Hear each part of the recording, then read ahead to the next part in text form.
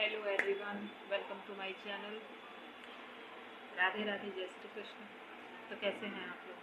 आशा करते हैं अच्छे होंगे, अपने अपने घरों में स्वस्थ होंगे और मस्त होंगे। हम भी अच्छे हैं, बस थोड़े टेंशन में हैं। अभी टेंशन चल रहा है थोड़ा, लेकिन ठीक ही है। जैसे हैं बस कट ही रहा है और टाइम कट ही जाएगा। तो अभी शाम हो गया है और जैसा कि हम आप लोग को बोले थे कि मेरा ब्लॉग डेली आएगा और जिसमें कि हम अपनी लाइफ के बारे में आपको बताएंगे। तो कल हम जहाँ तक बताए थे उसकी वजह से हम थोड़ा रो दिए थे, क्योंकि हमको वो चीज़ें याद आ गई थी तो रो दिए थे हम। तो मेरे थोड़ा सर में दर्द हो रहा था, बहुत ही ज़्यादा दर्द हो रहा था, थोड़ा नहीं बहुत ही ज़्यादा दर्द हो रहा था।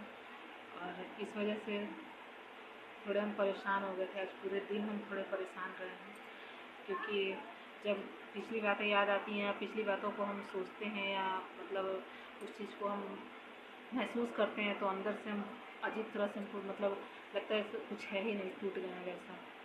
तो आज पूरे दिन तो ऐसे ही निकल गया, क्योंकि अभी ड्यूटी हम कहीं पकड़े नहीं हैं और ड्यूटी की बात चल रही है। तो देखते हैं, अगर ड्यूटी जब तक पकड़ ले, आजकल में जब भी वो बुला ले तो चले ही जाएंगे। वैसे चेकमेट में भी बात की हुई है, लेकिन चेकमेट का सिस्टम अभी बहुत ही ख़राब हो रखा है। बता रहे थे कि अभी चेकमेट में भी बात हुई थी, लेकिन चेकमेट का सिस्टम अभी बहुत पूरी तरह ख़राब है, क्योंकि जहाँ पे वो लोग ड्यूटी दे रहे हैं वहाँ पे अभी लेडीज़ लोग की सिस्टम ही वहाँ का ख़राब है और वहाँ पे कोई लेडीज़ टिक भी नहीं रही है। तो वो चीज़ तो सोच समझ के उनको करने पड़ेगा, क्योंकि लेडीज़ गार्ड का ड्यूटी ऐसा रहता है कि कभी कभी उसको अकेले भी रहना पड़ता है। तो उस हिसाब से हमको थोड़ा सोचना पड़ रहा है। और वैसे कंपनी में करना है तो कंपनी में तो खैर कोई दिक्कत ही नहीं है, कंपनी में तो कहीं भी पकड़ लो। तो अभी एक दो जगह बात चल रही है, देखते हैं कब तक क्या होता है। और फिलहाल जो बचे खुचे पैसे थे उन्हीं से काम चल रहा है। तो जैसा कि हम आपको बताए थे, फिर मेरे ससुराल वाले ऐसे थे कि वो अपनी बात को ऊपर रखते थे और मेरे मायके वाले ऐसे थे कि वो अपनी बात को ऊपर रखते थे। तो दोनों तरफ की वजह से बीच में पीसते थे हम। कई बार ऐसा हो गया, तो मेरा बच्चा भी ख़राब हो गया। फिर उसके बाद आए दोबारा साहेबगंज, आए दोबारा। तो आने के बाद मेरी तबीयत ऐसे ही हल्की फुल्की ख़राब हो गई। तबीयत ख़राब हो जाने की वजह से वहाँ पे ब्लड टेस्ट वगैरह हुआ मेरा। तो वहाँ के गांव के ही और ब्लड टेस्ट वगैरह कराया गया, क्योंकि मेरा फीवर उतर नहीं रहा था और अजीब तरह से हो रहा था। तो ब्लड टेस्ट कराया गया, तो वहाँ ब्लड टेस्ट कराया गया मेरा। तो वहाँ के ब्लड टेस्ट में मतलब शरीर में होता है ना, कीटाणु होते हैं, शुक्राणु होते हैं, कीटाणु होते हैं और जीवाणु टाइप के होते हैं। मतलब कुछ ऐसा था कि उसका सिम्टम्स कुछ अलग था। तो सब बोलने लगा क्या कि इसको कैंसर हो गया, इसको कैंसर हो गया। तो कैंसर हो गया है ये चीज़ पता नहीं डॉक्टर बोला कौन बोला, हमको कुछ समझ में नहीं आया।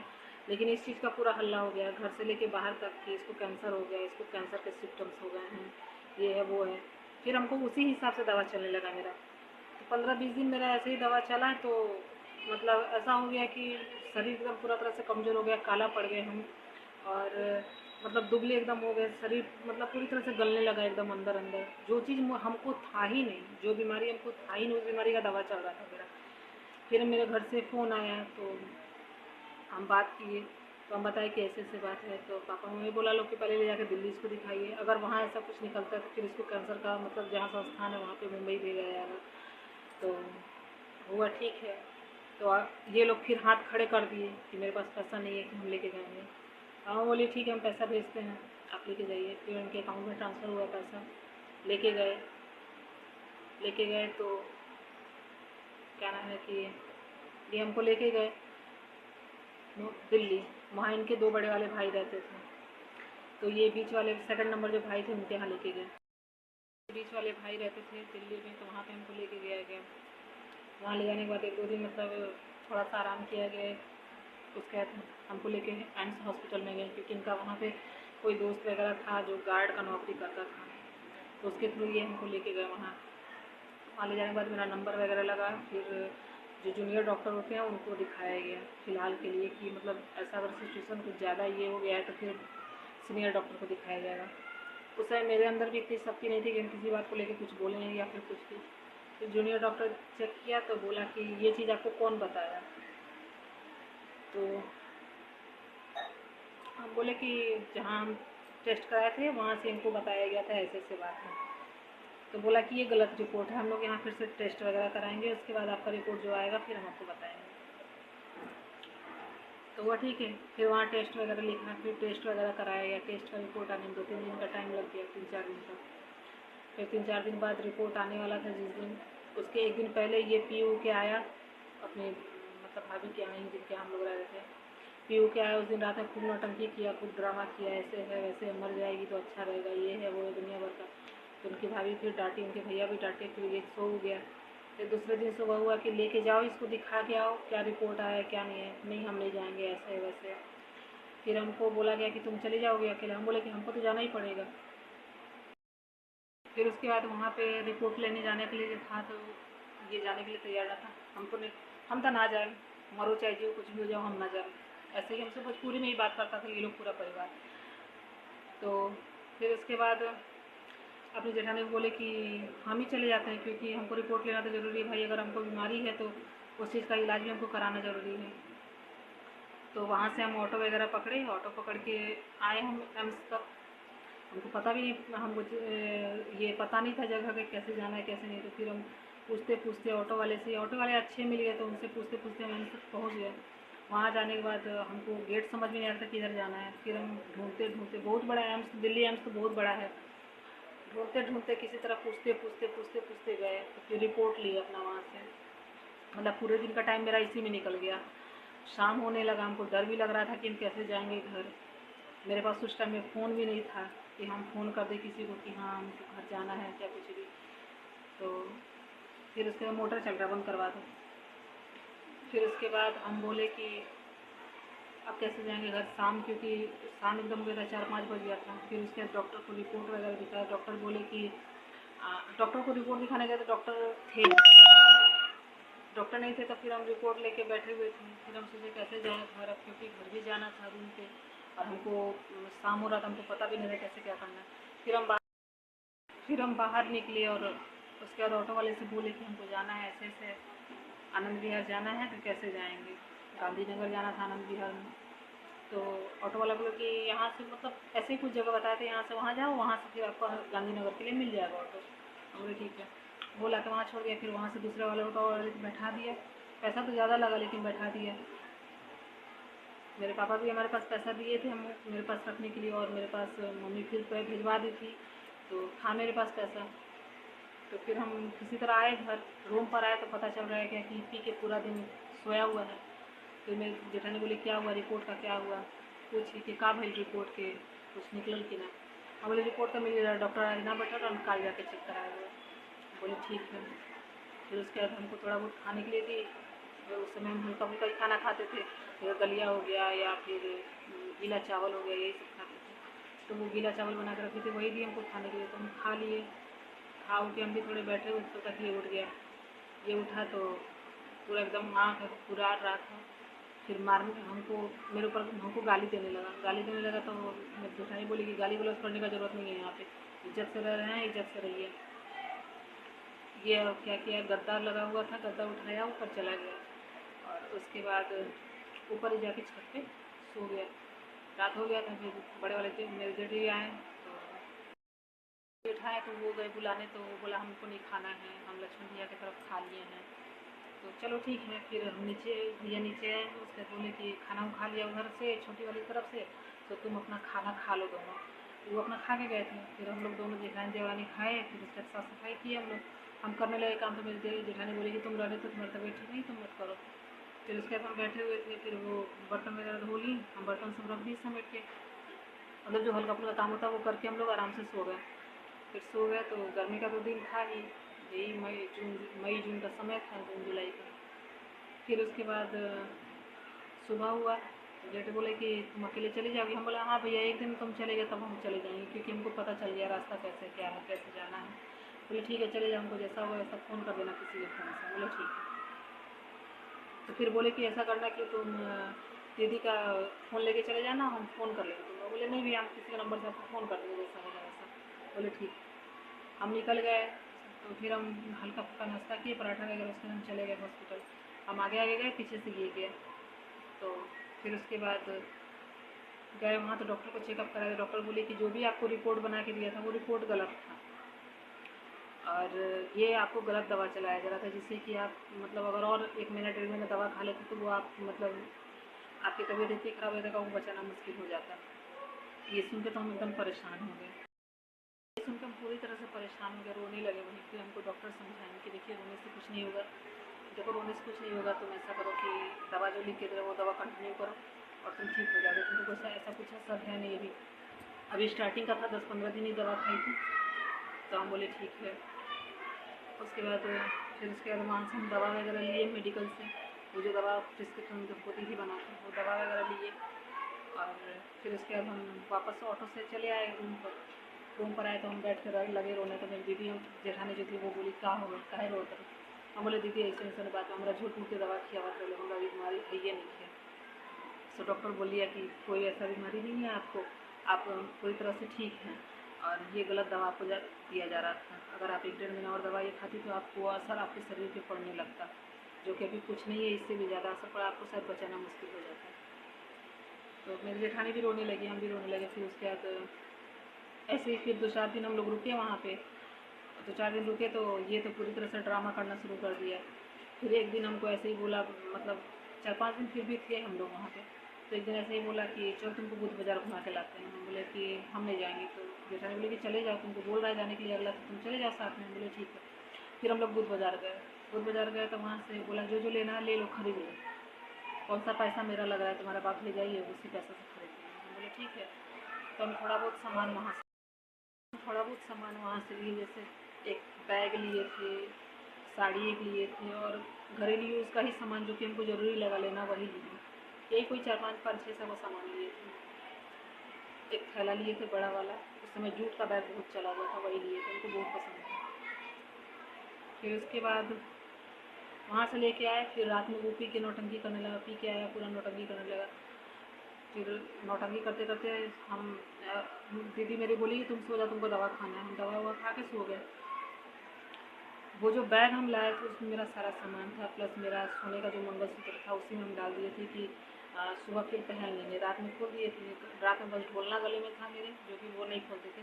बाकी लंबा वाला जो मंगलसूत्र है उसको खोल दिए थे, उसी मंगलसूत्र था। वो सारा सामान उठा के ले जाके छोटी वाली को दे आया कि भाभी इसको रखे रहो, हम जब तक ना बोले तब तक मत देना। और हम सुबह हुआ तो हम सारा सामान खोजने गए, मेरा सामान कहाँ गया। तो मेरी जेठानी बोल रही हमको भी नहीं पता। फिर उसके बाद ढूंढते ढूंढते हम भी परेशान हो गए। फिर हम बोले कि पता नहीं कहीं कुछ कर दिया होगा। लेकिन मंगलसूत्र का हमको बहुत ये लग रहा था कि भाई सोना का चीज़ था, वो भी इधर उधर हो गया। लेकिन फिर हम कुछ बोले तो फिर लड़ाई करने लगा हमसे, उल्टा सीधा हमको बोलने लगा। तो हम चुप हो गए। फिर मेरी जेठानी बोली कि तुम चुपचाप रहो, जाओ तुम, अगर हम इससे बात नहीं पूछेंगे। तो फिर हम चले गए। छोटी वाली हमको बुलाई थी, तीसरी नंबर वाली हमको बुलाई थी, तो वहाँ चले गए। फिर वहाँ जाने के बाद थोड़ी देर मतलब 1-1.5 घंटा 2 घंटा वहाँ है, क्योंकि दूसरे दिन हम लोग को वापस आना था। ट्रेन टिकट तो था नहीं, जनरल से ही आना था, लेकिन स्लीपर में बैठ के आना था। तो फिर उसके बाद वो छोटी वाली बुलाई थी, तो चले गए। 3-4 घंटा उधर रुके। फिर वहाँ से हम वापस आए, तब तक मेरी जेठानी पूछी थी उससे, तो बोला कि हम भाभी की छोटी वाली भाभी क्या दे आए हैं, और वो सामान वहीं रहेगा, इसको भी देना। मेरी जेठानी हमको बताइए, बोले ठीक है चलो, उसी से कोई राजा बन जाए तो बन जाए राजा भाई। हम वापस चले आए। दूसरे दिन फिर इसी तरह जाने के टाइम में फिर नौटंकी करने लगा, हम बैग उठा कर ले जाएंगे, ये करेंगे, जिसका सामान है वो उठा के ले जाए। हम बोले ठीक है। फिर वो आगे आगे चला गया आनंद विहार स्टेशन, और हम घर पे ही थे। तो मेरे जेठ जी थे उस समय, अपना ड्यूटी करने के लिए तैयार हुआ, तो बोले चलो हम तुमको छोड़ के आते। वो आए हमको छोड़ने के लिए। फिर उसके बाद वो हमको आनंद विहार स्टेशन तक बैठा के, रेलवे स्टेशन पर बैठा के चले गए। फिर अब टिकट, वो अपना टिकट ले लिया, मेरा टिकट नहीं लिया। फिर हम बोले टिकट मेरा भी है कि हम, तो नहीं हम तुम्हारा टिकट नहीं है तो अपना समझो, क्योंकि उसको पता था अच्छी तरह से इसका बाप इसको, इसकी माँ इसको पैसा दिया ही है, तो इसके पास पैसा तो है ही, ये अपना ले लेगी। फिर उसके बाद हमको छोड़ दिया, इधर उधर घूमने लगा। तो हम भी बोले चलो भाई हम अपना टिकट ले लें। फिर हम अपना टिकट ले लिए। टिकट लेने के बाद हम लोग वहाँ बैठे थे, ट्रेन लेट थी तो हमको भूख लग गया था। बोले हमको भूख लगा, जा पैसा तीसरे नंबर वाली उनको बुलाई थी तो वहाँ चले गए। फिर वहाँ जाने के बाद थोड़ी देर मतलब 1-1.5 घंटा 2 घंटा वहाँ है, क्योंकि दूसरे दिन हम लोग को वापस आना था। ट्रेन टिकट तो था नहीं, जनरल से ही आना था, लेकिन स्लीपर में बैठ के आना था। तो फिर उसके बाद वो छोटी वाली बुलाई थी तो चले गए, 3-4 घंटा उधर रुके। फिर वहाँ से हम वापस आए, तब तक मेरी जेठानी पूछी थी उससे, तो बोला कि हम भाभी की छोटी वाली भाभी क्या दे आए हैं और वो सामान वहीं रहेगा, इसको भी देना। मेरी जेठानी हमको बताइए, बोले ठीक है चलो, उसी से कोई राजा बन जाए तो बन जाए राजा भाई। हम वापस चले आए दूसरे दिन। फिर इसी तरह जाने के टाइम में फिर नौटंकी करने लगा, हम बैग उठा कर ले जाएंगे, ये करेंगे, जिसका सामान है वो उठा के ले जाए। हम बोले ठीक है। फिर वो आगे आगे चला गया आनंद विहार स्टेशन, और हम घर पे ही थे। तो मेरे जेठ जी थे उस समय अपना ड्यूटी जाने के लिए तैयार हो, तो बोले चलो हम तुमको छोड़ के आते। वो आए हमको छोड़ने के लिए। फिर उसके बाद वो हमको आनंद विहार स्टेशन तक बैठा के, रेलवे स्टेशन पर बैठा के चले गए। फिर अब टिकट, वो अपना टिकट ले लिया, मेरा टिकट नहीं लिया। फिर हम बोले टिकट मेरा भी है कि हम तो नहीं, हम तुम्हारा टिकट नहीं है तो अपना समझो, क्योंकि उसको पता था अच्छी तरह से इसका बाप इसको, इसकी माँ इसको पैसा दिया ही है, तो इसके पास पैसा तो है ही, ये अपना ले लेगी। फिर उसके बाद हमको छोड़ दिया, इधर उधर घूमने लगा। तो हम भी बोले चलो भाई हम अपना टिकट ले लें। फिर हम अपना टिकट ले लिए। टिकट लेने के बाद हम लोग वहाँ बैठे थे, ट्रेन लेट थी तो हमको भूख लगा था, बोले हमको भूख लगा जा पैसा। फिर उसके बाद वहीं रेलवे स्टेशन पे अंदर कुछ मिल नहीं रहा था ढंग का खाने का। उस समय आनंद विहार रेलवे स्टेशन तो इतना बड़ा नहीं था, 2010 की बात है। तो फिर हम रेलवे स्टेशन थोड़ा बाहर निकले तो वहाँ बाहर चावल दाल सब्जी बेच रहा था। तो वहाँ से हम एक प्लेट पैक करवा लिए अपना। बोले कि भैया अगर रोटी अगर है तो रोटी ही दे दीजिए। तो बोला बहन जी रोटी बनाने के लिए आपको 10 मिनट रुकना पड़ा। बोले ठीक है हम रुके हुए हैं। तो बोला ठीक है, तो रोटी सब्जी वो पैक करने लगा बना के। तब तक वहाँ एस टी डी था, उस समय एस टी डी चलता था। तो एस टी डी पे हम गए और वहाँ से पापा को कॉल किया, पापा के नंबर पे। तो फिर पापा उठाया फ़ोन, तो फिर हम बताया पापा ऐसे ऐसे बात है, हम निकल रहे हैं यहाँ से। पापा जी बोले कि वहीं वो लोग कमाने के लिए ढंग से वहीं काम ढूंढ लेगा, वहीं काम करेंगे और साथ में रहो तुम भी। खर्च जो है सो हम भेज देंगे, और खर्च यहाँ से तुम लोग का मंथली खर्च और हम भेज देंगे, और कुछ अपना तुम लोग कर लेना। तो हम बोले कि आप लोग खुद से बात कर लीजिए, उनके पास फ़ोन ही है, हम उनको फ़ोन कर लेते हैं। पापा बोले ठीक है, तुम ठीक है ना? हम बोले हाँ हम ठीक है। मम्मी से बात हुआ, मम्मी भी रोने लगा। बोले सब ठीक है। फिर उसके बाद फ़ोन रख दिया, उसके बाद रोटी सब्जी पैक करा के ले लिए और स्टेशन पे आ गए। आके वहाँ बैठ के एक बोतल पानी लिए, फिर खाना वाना खा के हम बैठे हुए थे। फिर वो भी उधर से खा के आ गया, तो आका मेरे ऊपर वहीं चिल्लाने लगा। तो अपने बाप को क्या बोली, तुम्हारा बाप मेरे पास फ़ोन किया, मतलब पूरा बेइज्जती हमको वहाँ करने लगा। तो हम चुप हो गए। हम बोले कि देखिए आदमी है, सब चार तरफ से देखना, बेइज्जती मत कीजिए। लेकिन वो चुप नहीं रहा। बात बात में ये बात सुनने को आया हमको, मेरी जेठानी जो बड़ी वाली थी वो आकर हमको बताई कि आ, सासू जी का नाम है कि जो मेरे पापा और मेरे अंकल आए थे हमको लेने जब अप्रैल में, उस समय इनके अलमारी में से मेरे पापा और मेरे अंकल उनका कोई गहना चुरा के लेके चले गए। मेरे पापा और मेरे अंकल जिनके पास पैसे की कोई कमी नहीं है, जिनके पास कोई चीज़ की कभी कभी कोई कमी नहीं होती, वो इनका गहना, वो भी छोटा सा कान का गहना, कान का जो झुमकी होता है वो लेके गए थे। फिर इसके बाद हम सुने तो हमको बहुत ही बुरा लगा। हम पूरा गुस्सा के मारे गए उनके रूम में। हम बोले क्या का भी लखा कौन सी चुरा ले लेगा हमारे भाई का, के तोरा सा कॉला था। हम बोले के कॉला था, रो बिना बिना राहुल बोलने बात ही बाहर निकल गई कि हाँ छोटकी के बाप और चाचा इन रहे हुए उम्र गहना चुरा के ले लेगा। तो हम ही बात नहीं बोले, हम बोले नहीं बोले तो ऐसे ही बात खुल गई। फिर उसके बाद हमसे तो बहसा बसी हुआ, फिर हमको मारा पीटा, फिर हम अपना रूम में चुपचाप चले गए। और उसके बाद दोनों माँ बेटा में भी फिर हो गया है, तो ऐसा लड़की से बिहा कैले और बाप भाई चोर बाई बहू। हम तो फिर उसके बाद कोई बात ऐसा हुआ होगा पैसा वैसा का, हमको नहीं पता है क्या बात हुआ है, लेकिन कोई बात पैसा का हुआ होगा जिसकी वजह से बोलती है क्या हमारा तो 4 गो बेटा बा, एगो नहीं हो रही था, 3 गो बानू हमारा देखेला। ये बात मेरे हस्बैंड के लिए बोला गया था। तो इसी बात पे इनको बहुत बुरा लगा कि जिस उसके बाद हम गए पूछने तो बोलिए तोरा के कहलक। हम बोले कि हमरा क्यों कही, बिना बात उठले थोड़े ना कोई केकरो बता दी कि हाँ ऐसे से तोरा बाप और तोरा भाई के बारे में बात हो रहा था। हम नहीं कहले, हमरा नहीं पता। फिर उसके बाद हम भी थोड़ा बहुत बोले, तो फिर मेरे साथ मारपीट करना शुरू हो गया। फिर उसके बाद हम बोले ठीक है, उसके बाद रूम में चुपचाप आ गया। उसके बाद दोनों माँ बेटे में भी लड़ाई छिड़ गया किसी बात को लेकर, पैसे को लेकर या किसी बात को लेकर, हमको नहीं पता है। बस आंगन में हल्ला सुनाई दे रहा था, इतना हमारे दिमाग में आ रहा था कि कुछ हो रहा है, कुछ मेरे कान में आ रहा था आवाज़, लेकिन हमको कुछ नहीं पता था किस चीज़ का हो रहा है। फिर ऐसे ही कोई बात हुआ होगा, हमको नहीं पता है पूरी तरह से क्लियरली बात।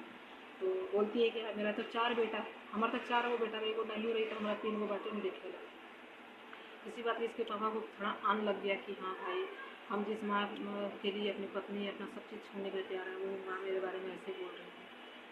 फिर उसके बाद ये बोले कि हम भी नहीं रहना चाहते हैं, हम भी जा रहे हैं घर छोड़ के। वो घर छोड़ने के लिए तैयार, वो अपना बैग उठाने लगे, अपना कपड़ा समेटने लगे।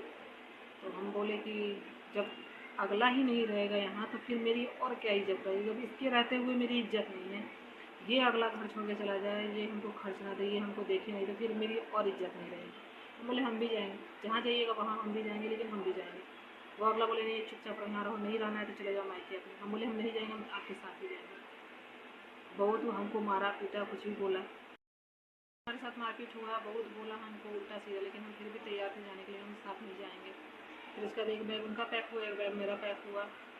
फिर हम अपने घर फ़ोन किए तो नहीं, उस समय हम घर फ़ोन नहीं किए, उसके बाद हम लोग वहाँ से निकल गए। वो अपनी माँ को प्रणाम नहीं किया, वो अपनी माँ की तरफ देखा नहीं। जो उनके ज़रूरत का सामान था वो अपना ले लिया, मेरे ज़रूरत का जो सामान था वो अपना ले लिए। साड़ी वगैरह जो था, उसमें साड़ी पहनते थे, अब तो सूट वगैरह पहनने लगे। तो उसके बाद हम लोग वहाँ से निकले, मोतीपुर आए। मोतीपुर आए तो ये बैठ के लगा रोने, ये लगे रोने। तो हम बोले कि क्या हो गया, क्यों रो रहे हैं? ऐसे ही रो रहे। फिर ये हमको पकड़ के लगे रोने। अब हम लोग भी इंसान है तो माया लग जाता है कि भाई गार्जियन होके रो रहा है, क्यों रो रहा है ऐसा। फिर हम बोले अच्छा कोई बात नहीं है, समय कट जाएगा, उनको भी दिखेगा कि हाँ आप उनके लिए क्या हैं। बहुत समझाने पर चुप हुए, फिर पानी वानी पिलाए, चुप हो गए। फिर अपने घर फ़ोन किया, पापा बोले कि आ जाओ यहाँ तुम लोग, हम लोग देखते हैं कैसे क्या करना है। फिर उसके बाद हम लोग बगहा पहुँचे तो गए घर पे, सब कोई अच्छा से मतलब बात व्यवहार किया। फिर पापा पूछे सारा बात, तो ये सारा बात बताए। पापा बोले ठीक है कोई टेंशन वाली बात नहीं है, हम लोग दूसरी जगह कहीं काम वगैरह देख लेते हैं आपके लिए, फिर आप अपना जाके वहाँ काम कीजिए, दोनों आदमी रहिए। तो बोला ठीक है। फिर उसी समय पता चला कि हम दोबारा से प्रेग्नेंट हुए। अनुज था मेरे पेट में उस समय, दोबारा से प्रेग्नेंट थे। तो